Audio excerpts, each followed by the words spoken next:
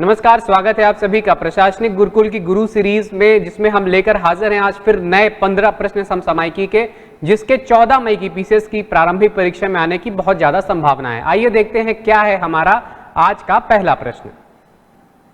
आज का हमारा पहला प्रश्न है, हाल ही में आयोजित G20 की बैठकों और उनके स्थलों के संदर्भ में सही सुमेलित युग्म का चयन करना है। तो भारत G20 की अध्यक्षता कर रहा है, अलग अलग कार्य समूहों की बैठकें होती, उसके बारे में ये प्रश्न है। यहाँ पे 4 चीजों को समाहित किया गया है। पहला, कृषि कार्य समूह की पहली कृषि प्रतिनिधि बैठक यानी एग्रीकल्चर रिप्रेजेंटेटिव मीटिंग, एडीएम जो है ये कहाँ पे हुई है? ये इंदौर मध्य प्रदेश में हुई है, ये एकदम सही सुमेलित है यहाँ पे। दूसरा, digital economy working group DEWG, इसकी जो पहली बैठक हुई है वो कहाँ हुई है? वो लखनऊ उत्तर प्रदेश में हुई है, ये भी एकदम सही सुमेलित है। तीसरा, संस्कृति कार्य समूह कल्चर वर्किंग ग्रुप CWG की पहली बैठक कहां पे हुई है? खजुराहो मध्य प्रदेश में हुई है, इसको भी आपको याद रखना है। और भ्रष्टाचार विरोधी कार्य समूह anti corruption working group ACWG, इसकी जो पहली बैठक है वो कहां हुई है? गुरुग्राम हरियाणा में हुई है। तो ये चारों युग्म सही सुमेलित हैं, सही उत्तर हो जाएगा 1, 2, 3, 4। तो ये उत्तर प्रदेश के विशेष संदर्भ में ये वाला तो अलग से भी प्रश्न आपसे पूछा जा सकता है, एक ये याद रखिएगा, चारों सुमेलित करने के लिए भी दिया जा सकता है। इसके अलावा ये भी पूछ सकता है कि यूपी में किन 4 शहरों में G20 की बैठकें आयोजित होनी है, तो उन चारों के नाम आपको पता होने चाहिए। वो 4 शहर हैं आपके लखनऊ, वाराणसी, ग्रेटर नोएडा और चौथा है आपका आगरा। इन चारों के नाम जरूर याद रखिएगा। ये भी पूछ सकता है कि निम्न में कहां पे G20 की बैठक आयोजित नहीं की जाएगी उत्तर प्रदेश में, तो चौथा कोई ऑप्शन ऐसा दे सकता है जो इन चारों से अलग होगा। तो नाम याद रखना है, लखनऊ, वाराणसी, ग्रेटर नोएडा और आगरा। यूपी में G20 की बैठक इन्हीं 4 शहरों में संपन्न होनी है। चूंकि चारों युग्म सही सुमेलित है, सही उत्तर हो जाएगा D, 1, 2, 3, 4। अगला प्रश्न, हाल ही में समाचारों में चर्चित उत्तर प्रदेश की योजना प्रोजेक्ट अलंकार का संबंध किससे है? तो यूपी की योजनाओं के बारे में प्रश्न आता रहा है, पिछले साल भी पूछा गया था और इस बार ये नया जो प्रोजेक्ट है ये आ रहा है और ये कंफ्यूजिंग ऑप्शन हो सकता है, क्योंकि अलंकार शब्द अगर आपको एग्जैक्टली नहीं पता है तो आप कोई भी कंफ्यूजिंग ऑप्शन में टिक कर सकते हैं, जैसे सौंदर्यीकरण या संगीत से संबंधित या महिलाओं से संबंधित कुछ। लेकिन सही उत्तर है आपका माध्यमिक विद्यालयों का पुनरुद्धार। तो इसमें जिला वाइज लिस्ट भेजी जाएगी किन किन स्कूलों को यहाँ पे पुनरुद्धार किया जाना है, जिसमें पारदर्शी एवं गुणवत्तापूर्ण तरीके से राजकीय विद्यालय यानी GIC और GGICs जो हैं, जो GICs होते हैं बॉयज के लिए और GGICs गर्ल्स के लिए, वहां पे जर्जर भवन के पुनर्निर्माण, उनका विस्तार, विद्युतीकरण और आवश्यक अवस्थापना सेवाओं का विकास किया जाएगा। आवश्यक अवस्थापना सेवाओं में जैसे कि वहां पे सोलर प्लांट या सोलर पैनल्स की स्थापना की जाएगी, रेन वाटर हार्वेस्टिंग का सिस्टम वहां पे लगाया जाएगा, साइकिल स्टैंड वगैरह की अलग से व्यवस्था की जाएगी और इसके अलावा प्लेग्राउंड्स को भी प्रॉपर ध्यान से दिया जाएगा। तो ये प्रोजेक्ट अलंकार उत्तर प्रदेश की विशेष योजना है माध्यमिक विद्यालयों के पुनरुद्धार के संदर्भ में। अगला प्रश्न है आपका, उत्तर प्रदेश के विशिष्ट ताज महोत्सव 2023 के संदर्भ में सत्य कथनों का चुनाव करना है। तो पहला कथन है, फरवरी 2023 में 10 दिवसीय महोत्सव का आयोजन आगरा में किया गया। तो ये आयोजन आगरा में किया गया था, ये ठीक है। फरवरी में 2023 में 20 फरवरी से 1 मार्च 2023, 18 फरवरी से होना था लेकिन बाद में पोस्टपोन हो गया, 20 फरवरी से 1 मार्च 2023 शिल्पग्राम आगरा में हुआ था। ये कला, संस्कृति, शिल्प और व्यंजनों का महोत्सव है, यानी यहाँ पे इस तरीके के महोत्सव के माध्यम से जो भी मुगल आर्किटेक्चर है उसको यहाँ पे थोड़ा सा दिखाया जाता है, प्रतिष्ठित किया जाता है, उसको उसकी बारे में चर्चा की जाती है और उससे संबंधित जो कारीगर हैं, जो शिल्पकार हैं, उनसे उन शिल्पकारों को, कारीगरों को प्रोत्साहन मिलता है, इसलिए इसका आयोजन किया जाता है। दूसरा, ताज महोत्सव 2023 की थीम थी विश्व बंधुत्व, वर्ल्ड ब्रदरहुड। तो ये भी सही है, दोनों कथन यहाँ पे सही है, सत्य कथन चुनना था, सही उत्तर हो जाएगा C, 1 और 2। अगला प्रश्न, निम्न में कौन से सूचकांक नीति आयोग द्वारा जारी किए जाते हैं? तो नीति आयोग समय समय पर अलग अलग सूचकांक जारी करता है, एक साथ हमने सारे एक जगह रख दिए क्योंकि कभी कभी कोई एक भी आपसे अलग से पूछा जा सकता है। तो पहला यहाँ पे समग्र जल प्रबंधन सूचकांक, ये बहुत महत्वपूर्ण है क्योंकि जल के बारे में बात हो रही है और UN वाटर कन्वेंशन भी बहुत साल बाद हुआ है, इसलिए जल बहुत महत्वपूर्ण है। तो समग्र जल प्रबंधन सूचकांक ये जो है नीति आयोग के द्वारा जारी किया जाता है। पर्यावरण मंत्रालय में टिक कर दीजिएगा। सुशासन सूचकांक, भारत नवाचार सूचकांक, इंडिया इनोवेशन इंडेक्स और स्कूली शिक्षा गुणवत्ता सूचकांक SEQI जिसको हम बोलते हैं, स्कूल एजुकेशन क्वालिटी इंडेक्स, ये चारों जो है नीति आयोग के द्वारा जारी किए जाते हैं। तो सही ऑप्शन हो जाएगा 1, 2, 3, 4।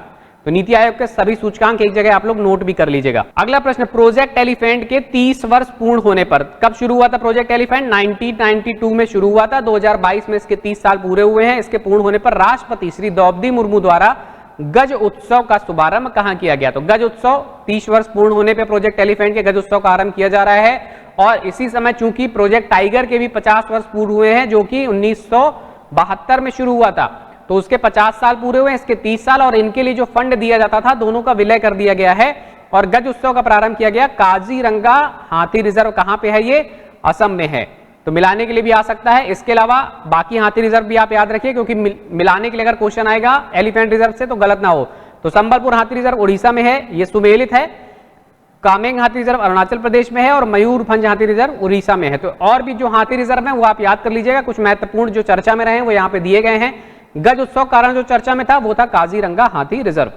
अगला प्रश्न, किस देश को ब्लू इकोनॉमी में अग्रणी निवेशक के रूप में अंतरराष्ट्रीय seabed authority, international seabed authority के द्वारा नामित किया गया है? तो इंडिया बहुत आगे चल रहा है ब्लू इकोनॉमी के क्षेत्र में, बहुत सारा उसने निवेश किया है, ब्लू इकोनॉमी को आगे बढ़ाना चाहता है, अलग अलग मिशन भी चल रहे हैं इसके लिए, और इसलिए भारत जो है इसमें सबसे आगे है। इसमें क्या क्या शामिल है ब्लू इकोनॉमी में? Smart shipping to lessen impacts on the environment, यानी जो भी मालवाहक जहाज गुजरेंगे उसमें स्मार्ट शिपिंग तकनीकी का प्रयोग किया जाएगा ताकि पर्यावरण को कम से कम नुकसान हो। और इसके अलावा inclusive and improves the lives of all को भी ध्यान में रखा जाएगा, रिन्यूएबल एनर्जी को बढ़ाने पे कार्य किया जाएगा, और इलीगल फिशिंग पे एक्शन लिए जाने की भी बात की जा रही है। इस जितने भी प्रयास हैं जैसे कि conserve marine life and ocean, इन सभी प्रयासों के लिए भारत अच्छा कर रहा है ब्लू इकोनॉमी में, इसलिए ब्लू इकोनॉमी के क्षेत्र में भारत अग्रणी निवेशक के रूप में है, जिसको इंटरनेशनल सीबेड अथॉरिटी ने मान्यता दी है। सही उत्तर हो जाएगा डी, भारत।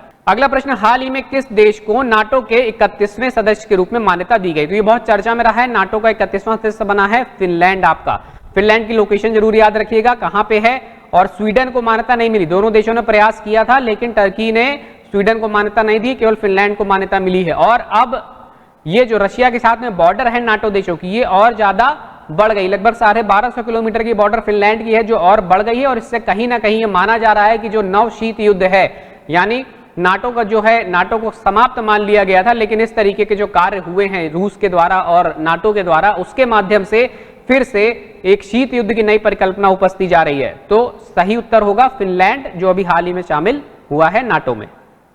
देश की संख्या जरूर याद रखिएगा, 31वां सदस्य। कुल सदस्य पूछ सकता है कि नाटो में वर्तमान सदस्य कितने हैं, और 31 आपका सही उत्तर होगा। फिनलैंड हो सकता है ना पूछे, क्योंकि कई बार बहुत ज्यादा चर्चा में होती है वो चीज नहीं पूछता है, तो संख्या पूछ लेगा तो कितने हैं? 31। अगला प्रश्न, हाल ही में एशिया के सबसे बड़े लिक्विड मिरर टेलीस्कोप की स्थापना कहां पे की गई है? तो ये देवस्थल उत्तराखंड में की गई है। एशिया का सबसे बड़ा लिक्विड मिरर टेलीस्कोप है जो कि उत्तराखंड में स्थापित किया गया है, और ये आकाशीय पिंडों को जो है निगरानी करने का काम करेगा। और ये कहां पे स्थापित किया गया है? एरीज में, ARIES शॉर्ट फॉर्म है, Aryabhatta research institute for observational sciences, ARIES. ये कहां पे है? उत्तराखंड में, वहां पे इसकी स्थापना की गई है। अगला प्रश्न, हाल ही में कहां भारत का प्रथम national metro rail knowledge centre स्थापित किया जाना प्रस्तावित है? तो नई दिल्ली में। नई दिल्ली में जो विश्वविद्यालय मेट्रो स्टेशन है वहां पे ये बनाया जाएगा। इसके पहले मेट्रो म्यूजियम एक था पटेल चौक में, लेकिन अब ये है नॉलेज सेंटर बनाया जाएगा जिसमें मेट्रो की पूरी जानकारी अलग अलग रहेगी। जैसे कि ग्राउंड फ्लोर में म्यूजियम रहेगा आपका मेट्रो के बारे में, हार्ट एरिया रहेगा, फर्स्ट फ्लोर पे सिमुलेटर जोन, कोच किस प्रकार से बनते हैं उसका क्या एग्जीबिशन है, टनल किस तरीके से खोदी जाती है, मशीन कौन सी यूज होती है, ये सब फर्स्ट फ्लोर में बताया जाएगा। और सेकंड फ्लोर पे एक वॉक इन सिनेमा होगा जो ये बताएगा किस तरीके से मेट्रो का निर्माण हुआ है, और मेट्रो के बारे में और भी नॉलेज इसमें दी जाएगी। तो कहां बन रहा है? विश्वविद्यालय मेट्रो के पास में, नई दिल्ली में भारत का प्रथम national metro rail knowledge centre बनाया जा रहा है। अगला प्रश्न, हाल ही में किसे पोर्टर पुरस्कार 2023 प्रदान किया गया है? तो स्वास्थ्य एवं परिवार कल्याण मंत्रालय। तो पोर्टर पुरस्कार दिया जाता है कि जो भी कंपनी किसी क्षेत्र में बहुत इनोवेशन करती है, मूल्य संवर्धन जैसे काम करती है, तो चूंकि स्वास्थ्य एवं परिवार कल्याण मंत्रालय द्वारा कोविड काल में बहुत सारे अच्छे काम किए गए, वैक्सीन इनिशिएटिव जो इनके द्वारा चलाया गया, सामाजिक चुनौतियों में संस्थानों की जो भूमिका होती है उसके आधार पर इसको दिया जाता है। तो सामाजिक चुनौती थी कोविड-19, वहां पे स्वास्थ्य एवं परिवार कल्याण मंत्रालय ने वैक्सीन ड्राइव चलाई, लोगों को मुफ्त वैक्सीन उपलब्ध कराई सिस्टमैटिक तरीके से, पोर्टल बना करके, ताकि कोई किसी को दिक्कत ना हो, तो इसलिए इसको पोर्टर पुरस्कार दिया गया है। इसके अलावा आशा वर्कर्स के द्वारा PPE किट बनाने में बहुत सारा योगदान दिया गया था। तो ये जरूर ध्यान रखिएगा, अगर आशा संबंधित कोई प्रश्न आ जाए तो आश्चर्यचकित मत होइएगा, इस कारण से ये चर्चा में रहेगा। तो आशा को भी आप लोग रिवाइज करके जाइएगा कि क्या है आशा, इसका फुल फॉर्म क्या है, किस मंत्रालय के अंतर्गत है और क्या क्या काम ये करती हैं। अगला प्रश्न, हाल ही में समाचारों में चर्चित विंडसर फ्रेमवर्क किन संस्थाओं के मध्य व्यापार और संबंधित जटिलताओं के समाधान से संबंधित है?